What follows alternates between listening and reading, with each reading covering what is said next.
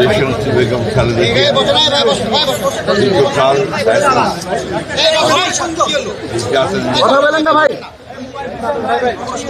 কারাবন্দী থাকার পরে দেশ ফয়সালা মুক্তি দেওয়ার পরে বিদেশে যুক্তরাজ্যে চিকিৎসার জন্য গিয়েছিলেন। সেখানে প্রায় 4 মাস চিকিৎসা শেষে তিনি আজকে দেশে ফিরে এসেছেন।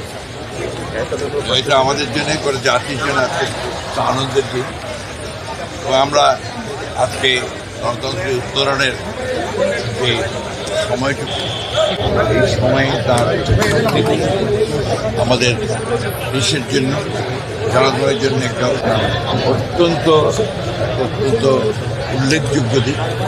আমরা মনে করি যে বেগম খালেদা জিয়ার এই উপস্থিতি তার দেশে ফিরে আসা এটা আমাদের গণতন্ত্রের উত্তরণের পথকে আরো সহজ করবে, দেশকে সঠিক বৈষম্যহীন একটা পরিস্থিতির দিকে নিয়ে যেতে সহযোগিতা করবে।